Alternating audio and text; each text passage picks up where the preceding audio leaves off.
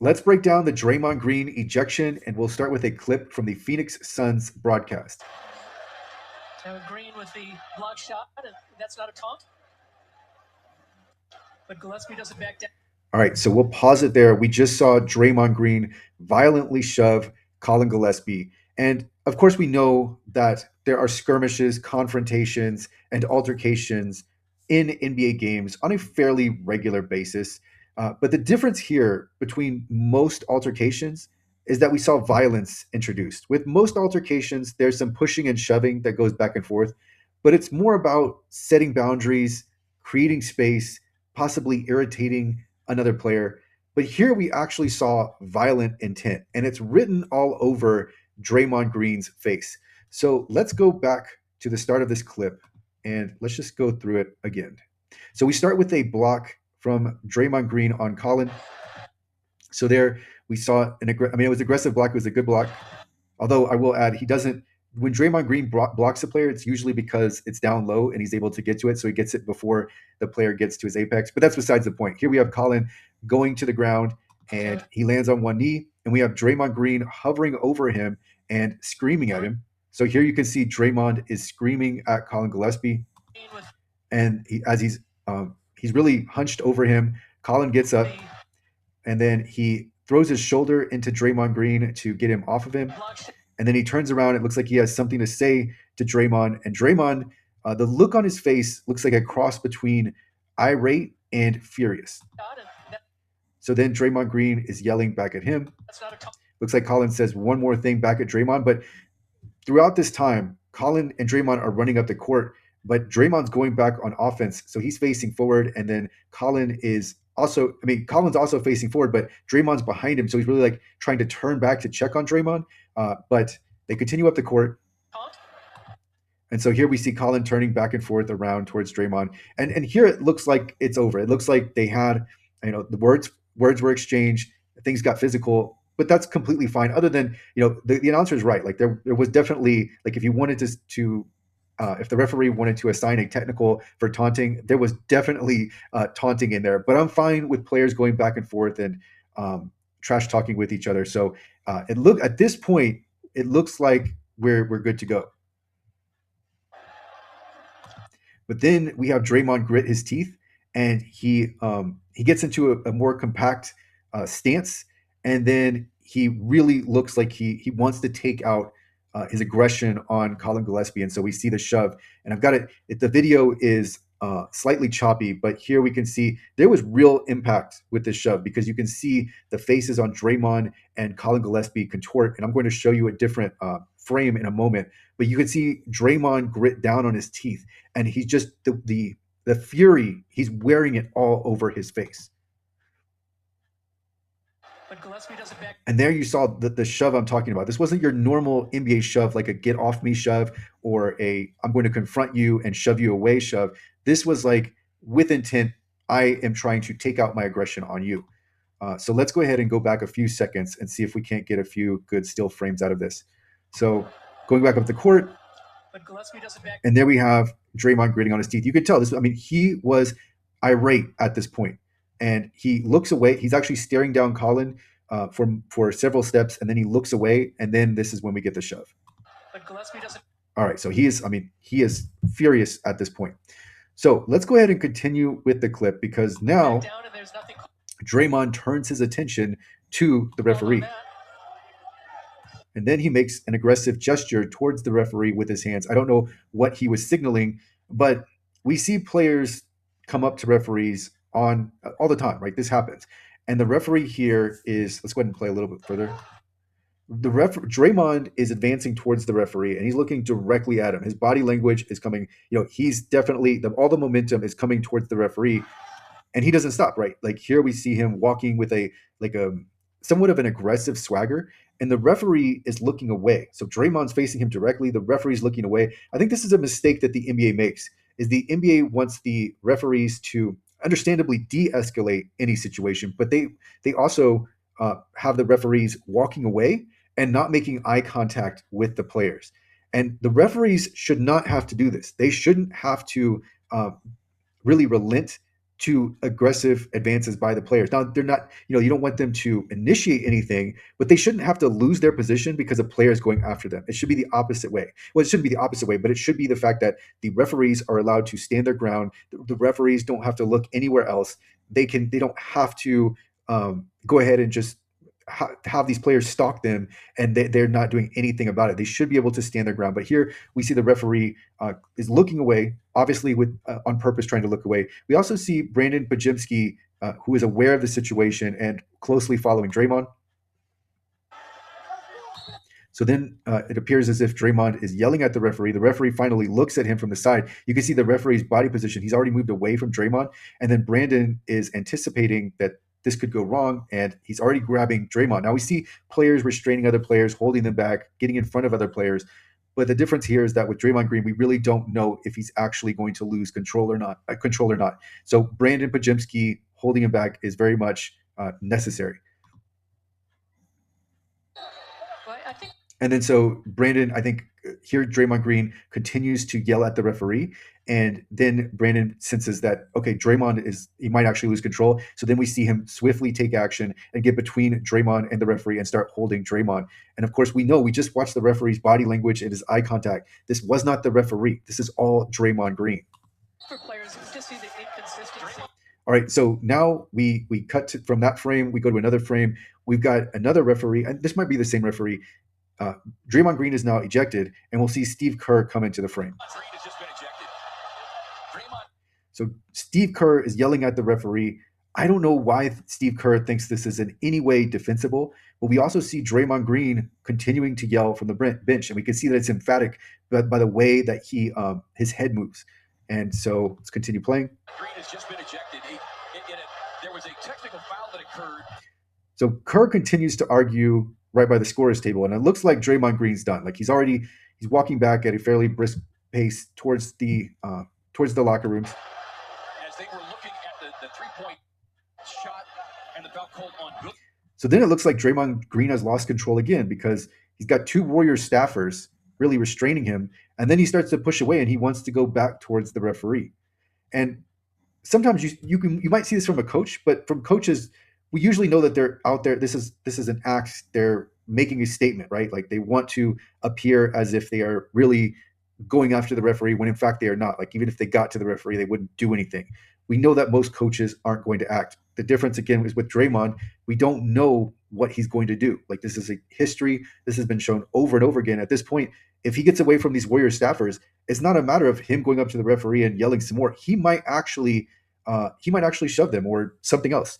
So let's continue to play the clip. So again, it looks like he's starting to lose control again, but these two Warrior staffers are retaining him, or restraining him, and then he's finally corralled, and it looks like he finally acknowledges to this one staffer that he's going to go back.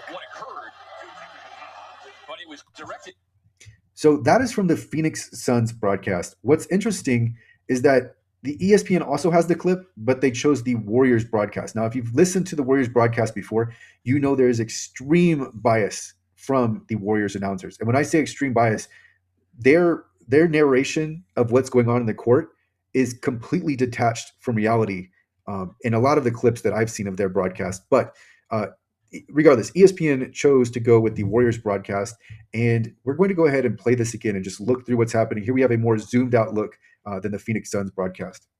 Gillespie denying Gillespie the ball. Now Draymond's there to take care of that. Beautiful.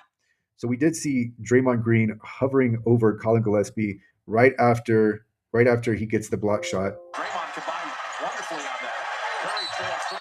So then we see the zoomed out view where Draymond Green bumps Colin Gillespie, but it doesn't look. We don't see the because it's not a close up. It really just looks like he bumps into him. Aggressive play, obviously with intent, but we don't see the detail, right? And so let's play the clip. So Steph was fouled as he hits the three. Is that 4 for 4? Got 10 and a free throw. From a great defensive possession. Yeah, you're getting backdoored here, kind of. Gillespie's moving, and Podzemski had to peel off, but you got. So you saw Draymond right there hovering over him and yelling at him. Draymond, the enforcer back there, he's screaming at Colin Gillespie, and Steph is able to get up the court, get that handoff, and show that. So there we see Draymond Green again yelling, and I don't know why he. This is regular. This is now accepted behavior. This is normal. Is that he gets to berate the officials? So here you see him berating the officials. There's Moses Moody acting as a barrier between him, and then there's Steve Kerr. But Steve Kerr is contributing to this, and Steve Kerr is actually arguing in favor of. I don't know what exactly he's arguing here. Maybe the fact that Draymond got a technical, or maybe I'm not sure if that Draymond has been thrown out at this point. But Steve Kerr has this exasperated look on his face. Lightning. You got a technical on Draymond, and he's been thrown. No, so I think that is where he got thrown out, and there you can see Draymond again lose control, and you can tell by his facial expressions. I mean, just it's a very it's an outburst, and so there you have it. I mean, on the like during the play, and then after the play with the referee. Thrown out of the game. And then you have Steve Kerr arguing this, like, and he is vehemently arguing this as if there's any defense here, and the pushing, the violent shove alone would have been an ejection. Even if it was just looked at as a foul, it would have been a flagrant two. It was at his neck or head area with intent, violent. So you've got to look at that outside of the context of basketball and just call that an altercation that we're assigning a technical foul to if he's only going to get one technical out of that. But then you have Draymond berating the official, advancing aggressively towards the official, and that has to count as a technical foul. Among any, like, we could have also looked at him taunting Colin Gillespie and hovering over him as he's getting up off the floor. So there's that as well. But then Steve Kerr is arguing this as if this was some type of borderline call that he can't believe. What's he's upset about is Goodwin cracked into Steph after missing the shot. This is from the other night in Phoenix where Dillon Brooks hit Steph in the stomach for no reason. So here we see Draymond being restrained by the Warriors staffers. Foul. And Draymond's just a little tired of the Suns whacking Curry when he's done shooting the three. All right, and so there we see some of the narration from the Warriors broadcast, and they're saying that he's tired of the Suns hitting Steph and Curry. How would they know that, right? That's them imputing whatever they're deciding he's mad about. And to me, it looked like Colin Gillespie for some reason drew his ire. Well, they called it a foul on it. He went a flagrant on it. You got to take a look at it. Watch Draymond just crash into Gillespie. Just kind of pushed him there. And he felt like Gillespie just kind of stopped short. Okay, so he says he crashed into Gillespie, and he says shove, and then he says Gillespie stopped short. That was not Gillespie stopping short. I mean, if he did, then you could just bump into him, and that would be it.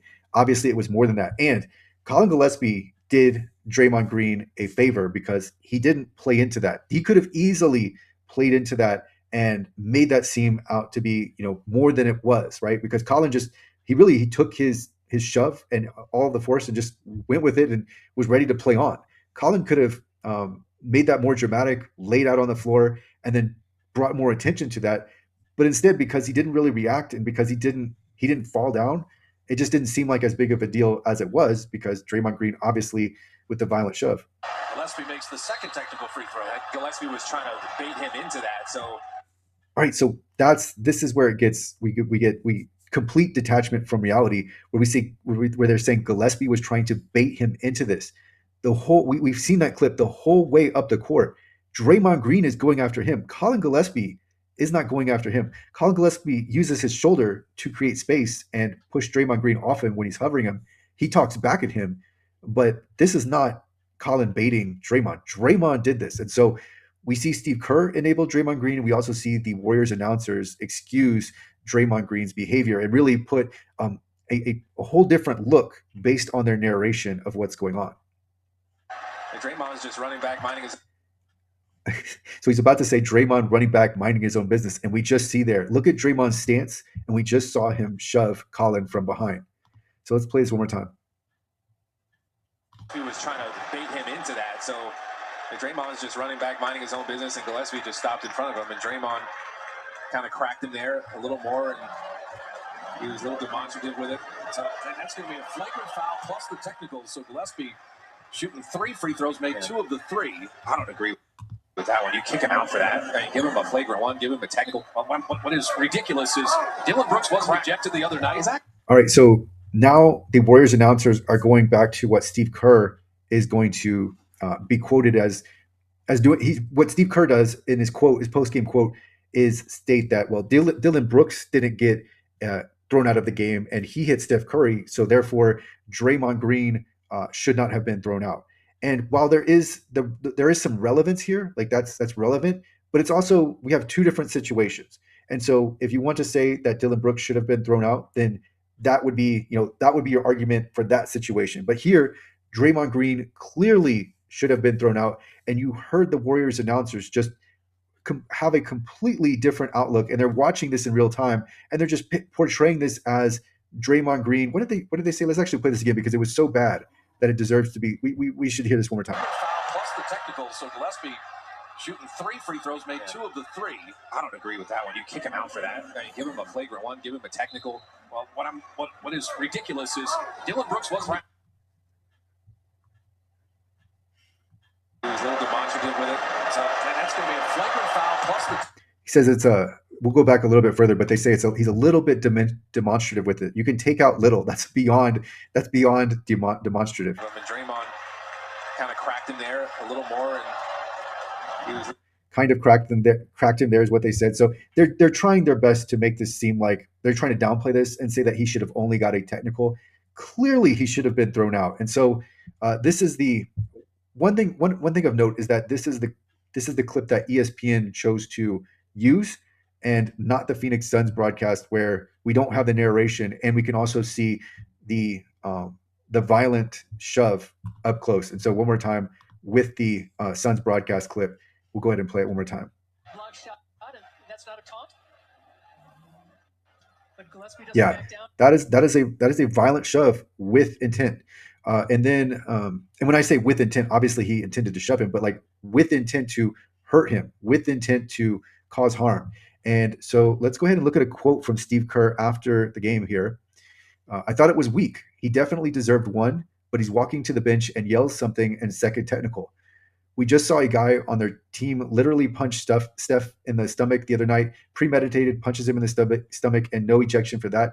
2 nights later, refs got upset with some words from Draymond. I totally disagree. So again, you lose all credibility when you're stating something is not when it is, and it's obvious. Like there's no question. This wasn't borderline. This was obvious.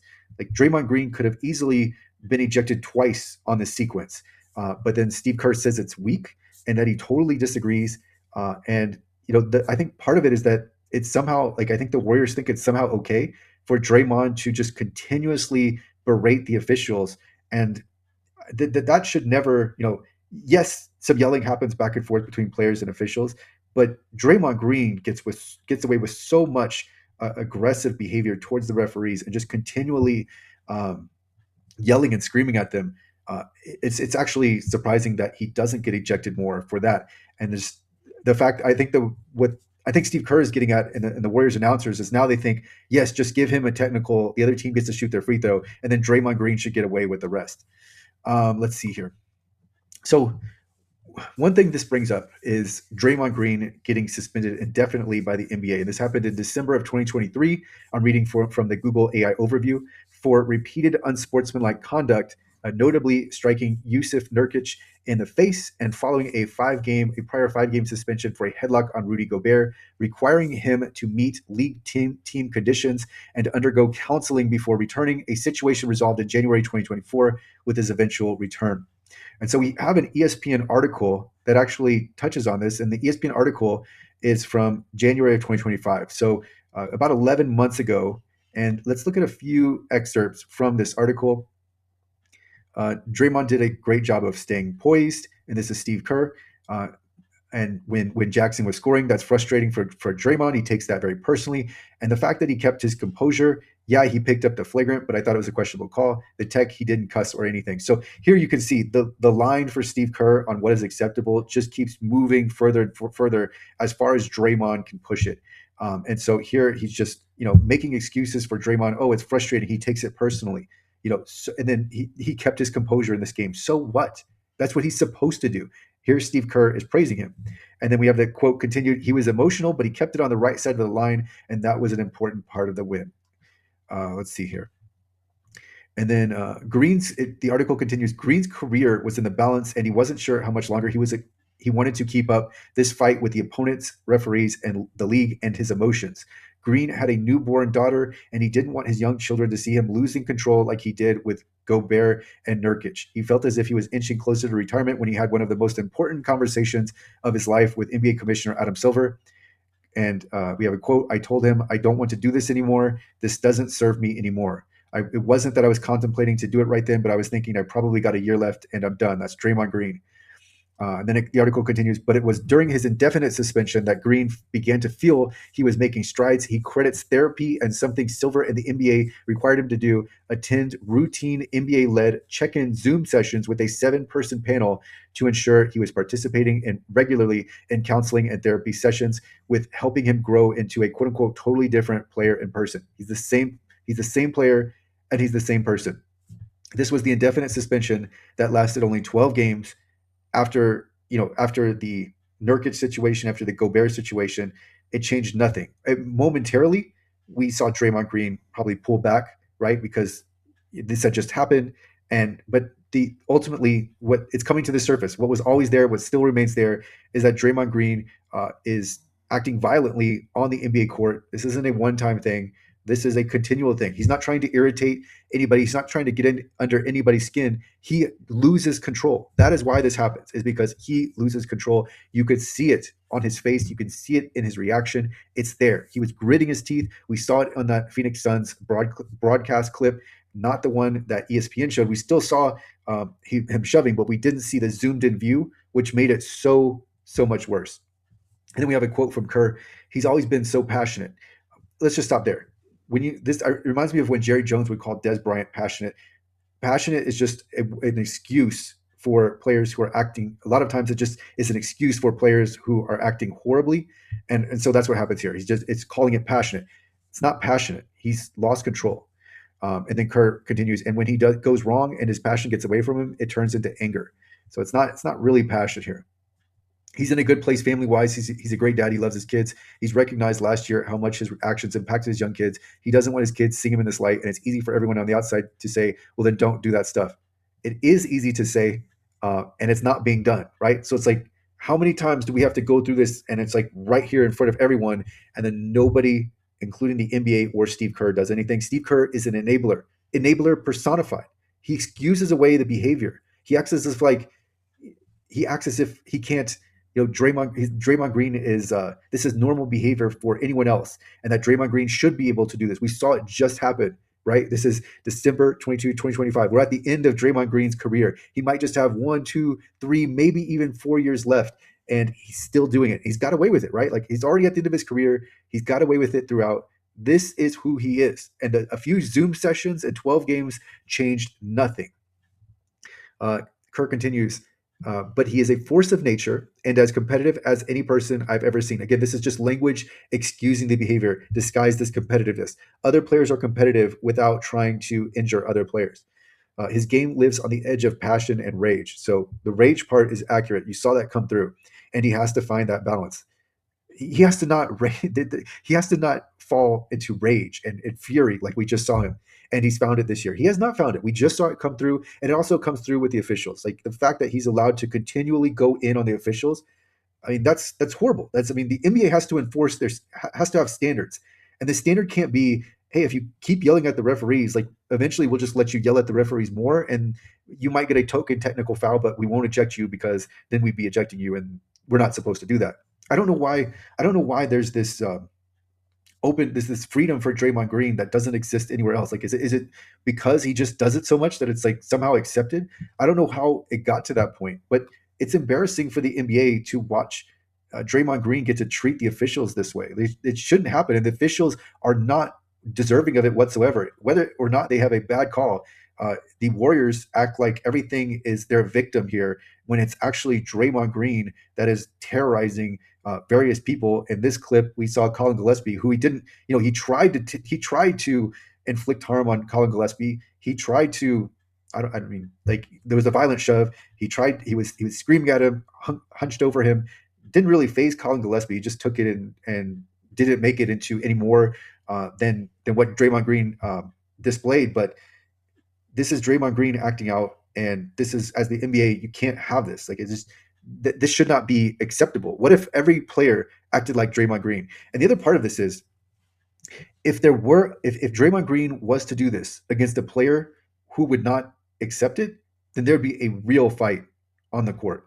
Uh, and there are certain players. It's just he to date, all of the players that he's done this against have just accepted this and um, let it go. Right? We saw Rudy Gobert. I don't know why Rudy Gobert just let himself get put into a headlock and he just throws his arms out, not helped by anybody. Right? Like really, you saw Carl Anthony Towns just um, lightly trying to get Draymond Green off of him, but like Rudy Gobert puts his hands up as if just let Draymond Green choke him. And but that is to say, if there were a player that was not going to go along with the violence, then there'd be a real problem. And the NBA, for every passing day with Draymond Green's behavior accepted, that increases the risk profile. Nothing has to happen, right? He may run out his career. We have no incidents, but if you go ahead and accept this as standard behavior and just let it pass by, it won't always be Colin Gillespie who just takes his best shove, shrugs it off, and then nothing really comes of it. There could be a real, like an actual extreme event that is actually bad and not just your typical NBA altercation where the players shove each other back and forth and there's some yelling, like an actual fight where someone is actually going to get hurt. And so if he goes up against another player, there are players that will, that's not going to stand. So the risk profile continues. And so this is Draymond Green represents a significant risk for the NBA just alone as an individual. And that's why it's somewhat surprising. Actually, I'd say it's very surprising that they let him continually get away with this without being punished. That 12-game suspension, that should have been a year-long suspension. And of course, this whole time I've been talking, we haven't even mentioned Jordan Poole, right? There we saw Draymond Green. And in a completely unfair situation to Jordan Poole, you're going back and forth with a guy. You're trash talking, which is Draymond Green obviously regularly engaged in trash talking. But then he says something that actually gets to him. And so he takes it from we're going back and forth to 100 and just completely like punches him with everything he has. And I mean, that was a completely unfair situation that he came away from relatively unscathed. And then we're led to believe that this happens all of the time. I don't think so. I don't think there are players who are getting knocked out all of the time. There might be altercations, there can be fights, but that wasn't even really a fight because one, Jordan Poole is not. These are two different. I think we have two different weight classes. But then two, Jordan Poole wasn't ready for that. That's completely unfair because he's getting Draymond Green comes after him with 100%, and he just thinks that they are talking trash back and forth. Maybe Draymond Green is going to come up and push him, and so he doesn't. There's no defense on his end. He's not putting up his hands to block any punches. He just doesn't know like this guy is actually going to lose it, and he's going to come in and punch me. And so again, Draymond Green does not have control. We've seen it time and time again, and yet Steve Kerr enables it, and the NBA and the Warriors organization does nothing about it.